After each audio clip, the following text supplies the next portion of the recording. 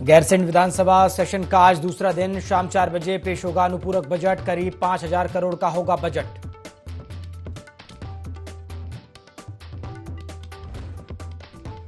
मुख्यमंत्री पुष्कर सिंह धामी की घोषणा, अध्यात्म का केंद्र बनेगा गैरसैंण। भराड़ीसैंण में बनेगा मां भराड़ी का भव्य मंदिर।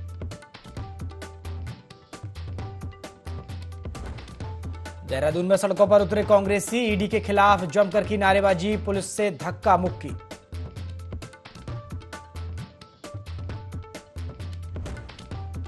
देहरादून में डेंगू की दस्तक, चिकनगुनिया के 2 मरीज और 2 मलेरिया के मिले संदिग्ध मरीज। दून अस्पताल में कराया गया भर्ती।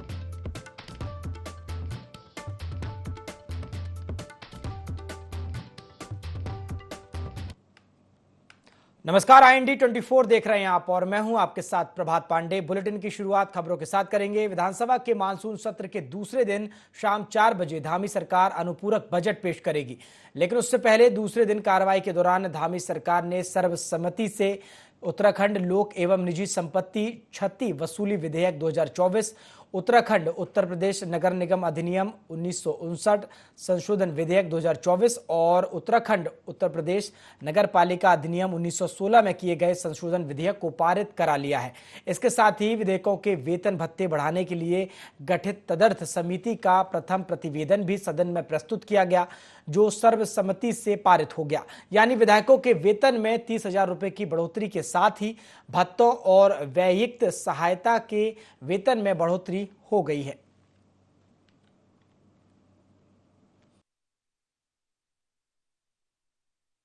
से उत्तराखंड उत्तर प्रदेश नगर निगम अधिनियम 1959 संशोधन विधेयक 2024 को प्रस्तावित करता हूँ। माननीय अध्यक्ष जी, मैं आपके अनुदेश से उत्तराखंड लोक एवं निजी संपत्ति क्षतिपूर्ति विधेयक 2024 को प्रस्तावित करता हूँ।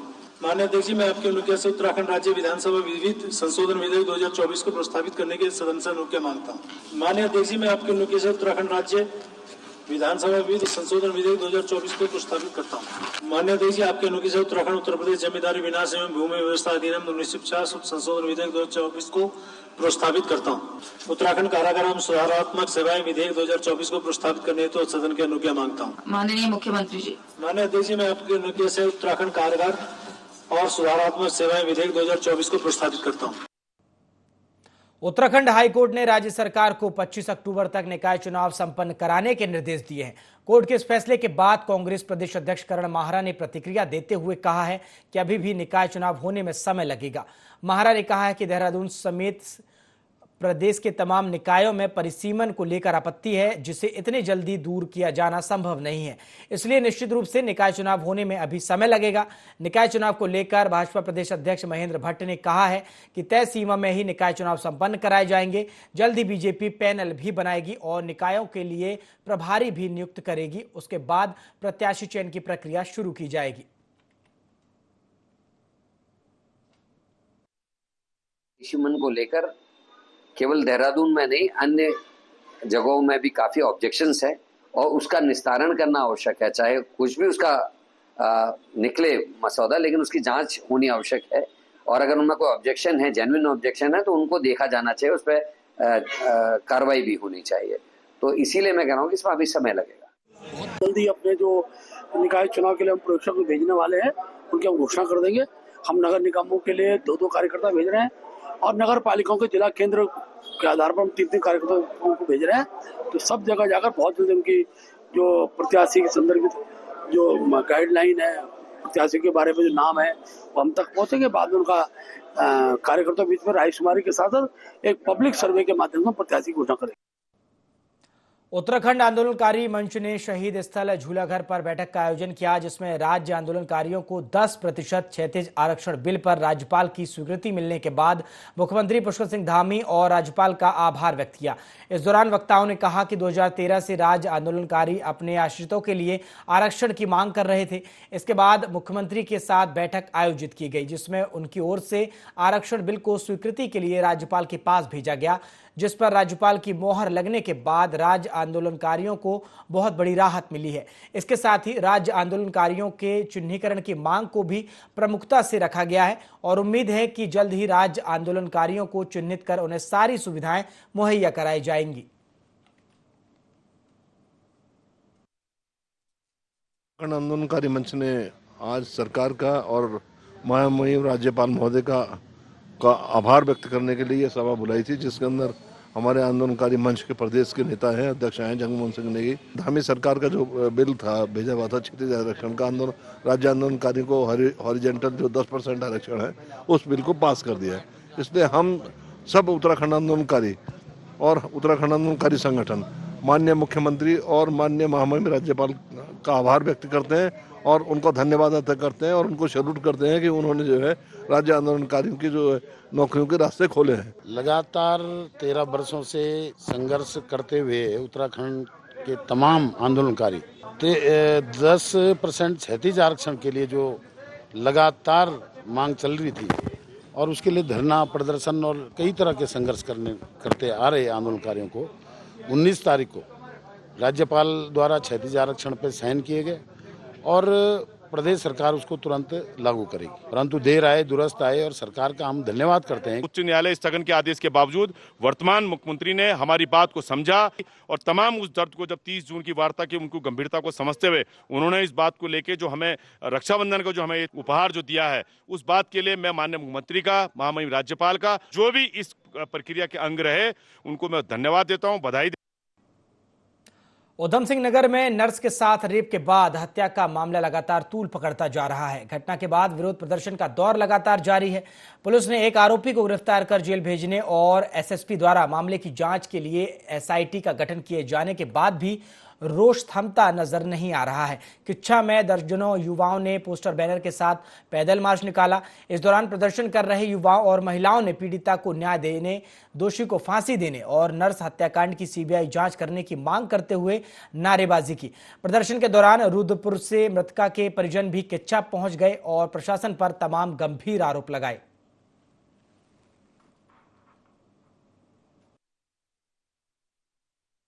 मेरी मांग यही है, सीबीआई चाहिए, इसके अलावा कोई नहीं। बाकी सब ये झुठला रहे हैं और सारा पूरा केस झूठा है, 100% केस झूठा है। बस मैं यही चाहता हूँ, मुझे सीबीआई जांच चाहिए। भारत के लिए बहुत दुखद खबर है और ये भारत का दुर्भाग्य है कि कोई कड़ा कानून नहीं बन रहा। हर दिन हर कुछ तो दबाए जा रहे हैं, कुछ मामले सामने आ रहे हैं। जैसे कि कोलकाता का मामला है, बीते दिनों में हमारे उत्तराखंड की एक नर्स तस्लीम का मामला है। सब कुछ दबाया जा रहा है। आखिर क्यों? कब तक चलेगा ये सब? कब तक हम लोग बर्दाश्त करेंगे? क्या हम लोग रात में निकलते, हम लोग नर्सेज हैं, क्या हमारी जान को खतरा नहीं है? और बहुत दुखद खबर है ये पूरे भारत के, कहीं भी सेफ। पथरी थाना क्षेत्र के धनपुरा में एक कलयुगी बेटे ने अपनी ही मां की हत्या कर दी। आरोपी ने जमीन अपने नाम कराने को लेकर वारदात को अंजाम दिया। हालांकि पुलिस ने आरोपी को गिरफ्तार कर लिया है। पूछताछ के दौरान आरोपी ने बताया कि घर अपने नाम कराने को लेकर आरोपी की उसकी मां से विवाद हो गया। विवाद के दौरान आरोपी ने अपनी मां को मौत के घाट उतार दिया। फिलहाल पुलिस टीम ने आरोपी की निशानदेही पर हत्या में प्रयुक्त फावड़ा डंडा बरामद किया है और मामला दर्ज कर कार्रवाई शुरू कर दी है।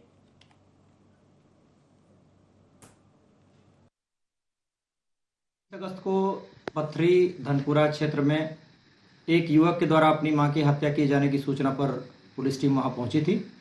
इस संबंध में मृतका के पति सूरज भान के द्वारा अपने पुत्र सावन के विरुद्ध हत्या का अभियोग अंतर्गत धारा 103(1) भारतीय न्याय संहिता पंजीकृत कराया गया था। एसएसपी हरिद्वार सर के द्वारा इस संबंध में हत्यारोपी की गिरफ्तारी एवं अन्य साक्ष्य संकलन के लिए तत्परता से कार्रवाई करने के लिए टीमें गठित करने के निर्देश दिए थे। एसएसपी सर के निर्देशों के अनुपालन के क्रम में 4 टीमें गठित की गई थी। इन टीमों के द्वारा लगातार फॉलोअप लेते हुए हत्यारोपी सावन को धनपुरा क्षेत्र से गिरफ्तार करने में सफलता हासिल की और अभियुक्त की निशानदेही पर हत्या में प्रयुक्त फावड़ा, डंडा और हत्यारोपी का उस समय पहना हुआ शर्ट बरामद करने में सफलता हासिल की है। अभियुक्त का चालान माननीय न्यायालय किया गया है। उत्तरकाशी में बारिश का कहर जारी है। जहां भारी बारिश से नदियां उफान पर हैं, तो वहीं युवक का भागीरथी में बहने का वीडियो भी वायरल हो रहा है। वीडियो में युवक इंद्रावती एवं भागीरथी के संगम से बहता हुआ दिखाई दे रहा है। वही युवक के लिए एसडीआरएफ सर्च अभियान में जुटी हुई है।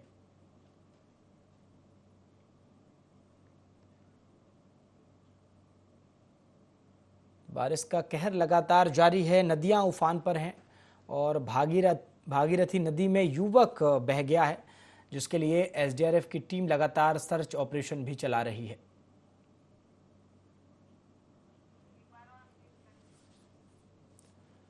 तो बारिश का कहर लगातार जारी है और इसी की वजह से नदियां उफान पर हैं। आपको बता दें, भागीरथी नदी में एक युवक बह गया, जिसके बाद एसडीआरएफ की टीम ने मोर्चा संभाला। लगातार इस युवक की तलाश की जा रही है।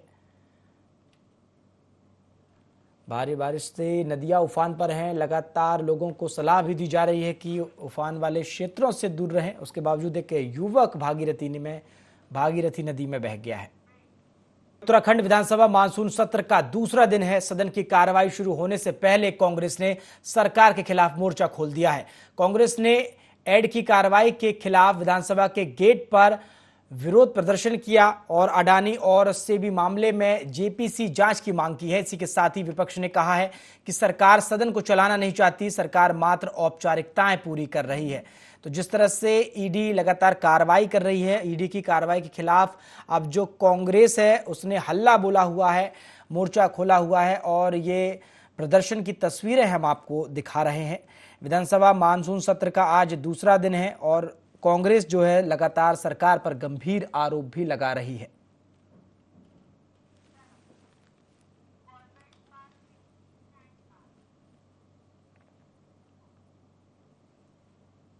रामनगर के नामी चीन जुआरियों पर पुलिस ने कार्रवाई की है। पुलिस ने कारबेट के आमडंडा प्रतिबंधित क्षेत्र के बीच जंगल में जुआरियों को गिरफ्तार किया है और पूछताछ करने के बाद न्यायालय में पेश किया है। पुलिस ने जुआरियों से 2.5 लाख की नकदी और बाइक भी बरामद की है। हालांकि यहां सवाल ये उठता है कि जिन जंगलों के अंदर बिना परिसीमन के जाना मना होता है, उन जंगलों में जुआरियों का ग्रुप घुसकर बेफिक्री से जुए का खेल हो रहा है और जंगलों के रखवालों को इसकी कानो कान खबर तक नहीं है, या फिर ये सारा खेल जिम्मेदार अधिकारियों के संज्ञान में चल रहा है।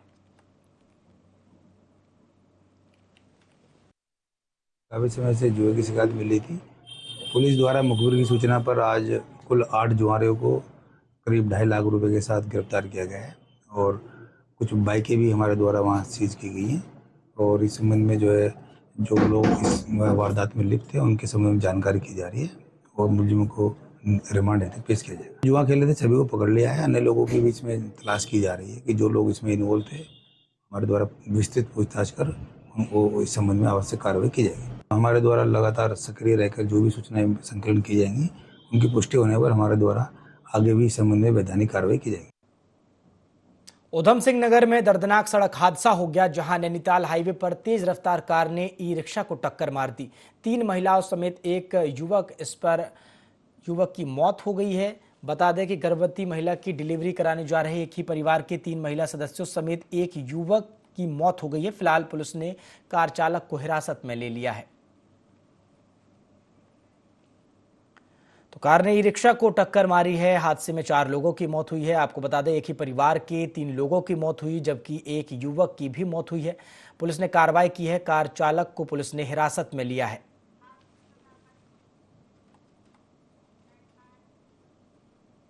बांग्लादेश में लगातार अल्पसंख्यक हिंदुओं पर हो रहे अत्याचार, महिलाओं के साथ दरिंदगी और नरसंहार के खिलाफ लोगों का आक्रोश बढ़ता जा रहा है। इसी क्रम में विकासनगर में व्यापारियों ने बाजार बंद कर शहर में मार्च निकाला और बांग्लादेश सरकार के खिलाफ जमकर नारेबाजी करते हुए अपना आक्रोश प्रकट किया। हाथों में विभिन्न नारे और संदेश लिखी तख्तियां लेकर रैली निकाली गई। इस दौरान लोगों में आक्रोश साफ दिखाई दे रहा था कि प्रदर्शनकारियों ने कहा है कि अगर बांग्लादेश में अल्पसंख्यक हिंदुओं पर हो रहे अत्याचार और दरिंदगी पर अंकुश नहीं लगा तो हिंदुस्तान के हिंदू कड़ा रुख अख्तियार करने से पीछे नहीं हटेंगे। उन्होंने बांग्लादेश में चल रहे घटनाक्रम की कड़ी निंदा भी की है।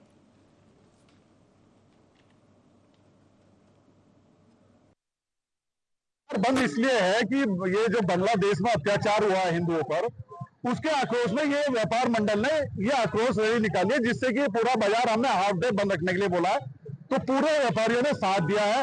इतना अत्याचार बांग्लादेश में हुआ है, उसके लिए ये आक्रोश है और हम लोगों ने इसी वजह से ये रैली निकाली। बांग्लादेश में हिंदुओं के विरुद्ध एक नृशंस हत्याकांड और क्रूरतम जो घटनाक्रम है, उसके विरोध में जनता के प्रत्येक जन के मन के अंदर एक भारी आक्रोश था। उसे आज सब लोगों ने विकासनगर के अपने आक्रोश को प्रकट किया है।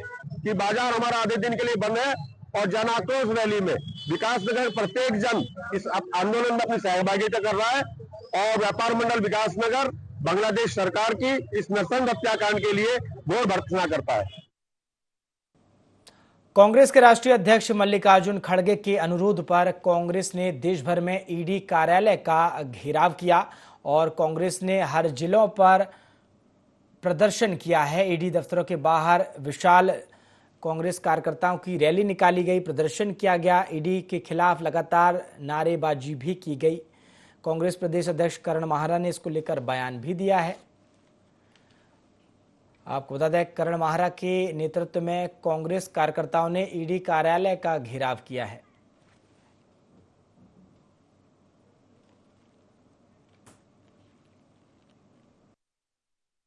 रिपोर्ट पे जेसीबी की जो ज्वाइंट पार्लियामेंट्री कमेटी है उसकी कमेटी जांच करे, दूध का दूध पानी का पानी करे, क्योंकि ना तो पैसा अडानी का डूबा, ना अंबानी का डूबा, ना अमित शाह का डूबा, ना नरेंद्र मोदी का डूबा। पैसा डूबा एक आम आदमी का जिसने अपने मेहनत के पैसे को लगाया था और पूरा का पूरा स्टॉक मार्केट जब नीचे गया तो सभी आम आदमियों के अरबों खरबों रुपया जो है डूबने का हुआ है। सीबीआई और ईडी का जो बेजा इस्तेमाल भारतीय जनता पार्टी कर रही है, एक तरफ जो येदुरप्पा जैसे, नारायण राणे जैसे लोग जिनके ऊपर जांच बैठी थी और जांच के बीच में जब वो बीजेपी में चले गए तो जांच कहाँ गई, ये जानने का भी अधिकार इस देश के नागरिकों को है। सरकार के खिलाफ मुखर हैं, उनके खिलाफ ईडी और सीबीआई की जांच बैठती है। तो इन सारे विषयों के लिए हम लड़ रहे हैं। मुख्यमंत्री पुष्कर सिंह धामी से जनपद चामोली के विभिन्न पत्रकार संगठनों के प्रतिनिधियों, वरिष्ठ पत्रकारों ने गैरसैंण के भराड़ीसैंण स्थित मुख्यमंत्री निवास में शिष्टाचार भेंट की। इस दौरान मुख्यमंत्री ने पत्रकारों से विभिन्न विषयों पर चर्चा की। साथ ही मुख्यमंत्री धामी ने पत्रकारों की मांग पर गैरसैंण के भराड़ीसैंण में पत्रकारों के लिए रेस्ट हाउस बनाए जाने की घोषणा की। मुख्यमंत्री ने महानिदेशक सूचना को निर्देशित किया कि इस संबंध में तत्काल कार्य योजना तैयार की जाए। मुख्यमंत्री ने सचिव संस्कृति एवं धर्मस्व हरिश्चंद्र सेमवाल को निर्देश दिए कि गैरसैंण के भराड़ीसैंण में मां भराड़ी देवी का भव्य मंदिर बनाया जाए और इसके लिए स्थानीय जनता, हितधारक, तीर्थ पुरोहितों के सुझाव भी लिए जाएं। मुख्यमंत्री ने कहा कि सरकार की प्राथमिकता है कि गैरसैंण का सर्वांगीण विकास हो। इसके लिए गैरसैंण के भराड़ीसैंण भवन में साल भर विभिन्न प्रशिक्षण, वर्कशॉप, सेमिनार कार्यक्रम आयोजित किए जाएंगे।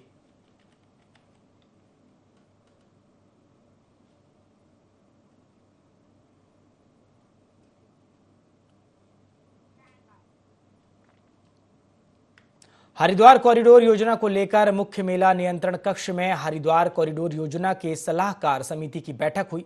सिटी मजिस्ट्रेट कुसुम पवार और एसडीएम अजय वीर सिंह और सलाहकार सुनीत गुप्ता की उपस्थिति में व्यापारियों ने साफ कहा कि व्यापारियों से उत्पीड़न और तोड़फोड़ किसी भी तरीके से बर्दाश्त नहीं होगा और अगर ऐसा कुछ किया गया तो व्यापारी हितों की लड़ाई लड़ने के लिए विवश होंगे। बैठक में किए जाने वाले सर्वे को व्यापारियों की जानकारी में लाकर किए जाने को लेकर सहमति बनी है और स्पष्ट किया गया है कि हरिद्वार में अभी कोई तोड़फोड़ नहीं हो रही है। हरिद्वार कॉरिडोर का कोई भी कार्य अभी नहीं किया जा रहा है। हरिद्वार के सर्वांगीण विकास के लिए सर्वे का कार्य हो रहा है।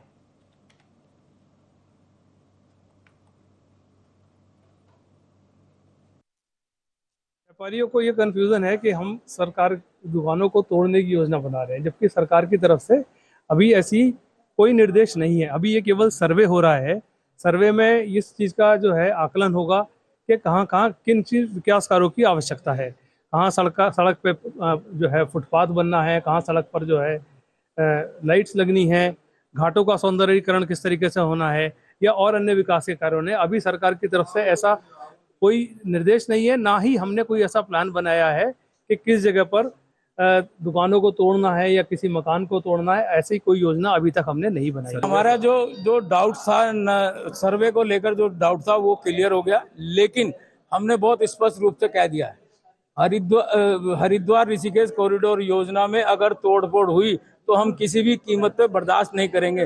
लेकिन जैसा कि आज की मीटिंग में ज्ञात हुआ है कि तोड़फोड़ नहीं, केवल सौंदर्यीकरण होगा, हम इसका स्वागत और अभिनंदन कर रहे हैं। लेकिन एक भ्रम की जो स्थिति फैलाई जा रही है कि गंगा जी के पार जो खाली लैंड है वहाँ कॉरिडोर बने, मैं बहुत स्पष्ट आपके चैनल के माध्यम से बता दूं, वो मेला लैंड है। मेला लैंड सिंचाई विभाग के, सिंचाई विभाग उत्तर प्रदेश के अधीन है। लिहाजा ये जो गुमराह किया जा रहा है हरिद्वार की जनता को कि खाली पड़ी भूमि के ऊपर कॉरिडोर की योजना बनाई जाए वो मिथ्यक है, क्योंकि हरिद्वार में अगर कॉरिडोर की योजना बनी तो शहर के अंदर बनेगी, ना कि शहर के बाहर बनेगी। जहाँ पे मेले, लक्की मेले, अर्धकुंभ मेले, कुंभ मेले भरे जाते हैं, वहाँ ये मेला नहीं, वहाँ कॉरिडोर नहीं बनेगा। लेकिन ये केवल हरिद्वार के लोगों को, व्यापारी को भ्रमित किया जा रहा है। कॉरिडोर की योजना अगर बनेगी और डीपीआर बनेगी तो हरिद्वार में शहर के अंदर बनेगी, गंगा के घाटों के किनारे बनेगी। अगर उसमें तोड़फोड़ हुई तो किसी भी कीमत पर हरिद्वार का व्यापारी बर्दाश्त नहीं करेगा। हरिद्वार के एक कॉम्प्रिहेंसिव डेवलपमेंट के लिए, विकास के लिए जो कॉरिडोर का जो कार्य चल रहा है, उसका सर्वे का कार्य चल रहा है आजकल। उसको लेके व्यापारी समाज के बहुत सारे लोगों को बहुत सारे संशय थे, डाउट्स थे, उनके कुछ सुझाव थे, उनको सुना गया, समझा गया, उनके संशय को दूर भी करा गया है। ये क्लियर करा गया है कि यहाँ पे जो सर्वे का कार्य चल रहा है उसके द्वारा जो तरह तरह के इनपुट्स हैं वो लिए जा रहे हैं। उसी के बाद यहाँ पे प्लानिंग होगी, उसमें सबको दोबारा कंसल्ट करा जाएगा, तो उसी के द्वारा हमारे यहाँ पे सबसे बातचीत करेंगे।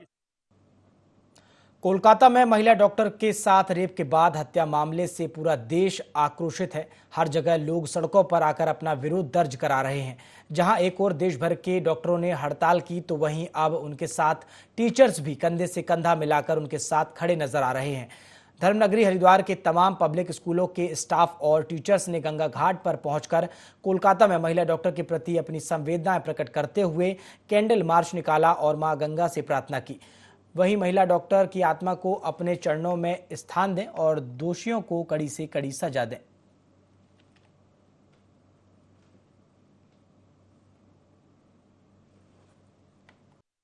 तो यही है कि भाई हमारी जो है प्रोटेक्शन जो है वीमेंस प्रोटेक्शन है, हम ये कहते हैं 50-50 हर जगह किसी में भी चले जाए 50-50 का अधिकार है। लेकिन मुझे ऐसा लग रहा है 50-50 का अधिकार तो नहीं है। तो मुझे यही लग रहा है कि पूरा अधिकार कैसे मिलेगा जब हम जो है केवल गर्ल्स को ही नैतिक शिक्षा ना दें, केवल हम बॉयज़ के लिए भी नैतिक शिक्षा का। और उसके कहाँ से शुरू होगा? वो हमारी फैमिली से ही शुरू होगा। जैसे हमने एक में बोला तो क्या है, मदर, सबसे पहले मदर ही यदि अपनी बेटी के लिए टोकने की बजाय बेटे को भी बराबर टोकेगी तो मुझे ऐसा लगता है कि वो हर चीज़ बैलेंस होकर चलेगी। और मुझे लगता है कि हर रोज, आज भी मैंने सुना है कि देहरादून में एक बस हुआ है, 2 गर्ल्स के साथ में एक स्कूल में छोटी बच्चियों के साथ एक ड्राइवर नहीं किया है। तो मुझे लग रहा है हर रोज ये चीज़ें होती हैं और ये चीज़ें बंद होनी चाहिए और जो हमारा जो सजा है वो थोड़ी और कठोर होनी चाहिए। दुर्भाग्यपूर्ण घटना पश्चिम बंगाल में हुई है और ऐसी घटनाएं एक के बाद एक होती जा रही है। आप क्या क्या उपाय करते हैं? क्योंकि जरूरी है कि हमारा समाज जागे और प्रधानाचार्य के तौर पे अपने एक नई तरह की जागृति की जरूरत है, जिससे कि हमारा जो आने वाला भविष्य है, हमारे बच्चे हैं, हमारे जो डेवलप होने वाले बच्चे हैं, वो सब इस बात को समझें कि क्या सही है, राइट वैल्यूज उनके अंदर आए। सभी हमारे टीचर्स अपनी जगह अपना काम कर रहे हैं, पर जिस तरह की दुर्घटनाएं बार बार हो रही हैं और ये इतना जघन्य जो दुर्घटना हुई है उसने हम सबको उत्तेजित किया। आज हम मजबूर हुए हैं आने के लिए इस घाट पर, और अलबत्ता ये एक मौन प्रदर्शन है। इसका जो कैंडल मार्च है, पहले तो दिवंगत गलत है, जैसे कि जो अपराधी बताया गया है उसको हरिद्वार से कौन वगैरह, दूसरा है जो आज ये सामाजिक नैतिकताओं का और संस्कारों का पतन हो रहा है। इस चीज में माता पिता को स्कूल के साथ मिलके इसके लिए जागरूक करना पड़ेगा। और दूसरा जो है, जो मुझे लगता है एक सोशल मीडिया का भी असर बहुत है इस पे, जिस पे हमको थोड़ा सा माता पिता की तरफ से अगर थोड़ा भी सपोर्ट मिलता है तो शायद एक अच्छे समाज, जो एक शिक्षक कहते हैं, सर्वपल्ली राधाकृष्णन जी ने कहा कि शिक्षक तो समाज निर्माण करता है, तो उसमें शायद और प्रकट होंगे। बुलेटिन में फिलहाल इतना ही। देश और दुनिया की तमाम खबरों के लिए आप देखते रहिए IND 24। नमस्कार।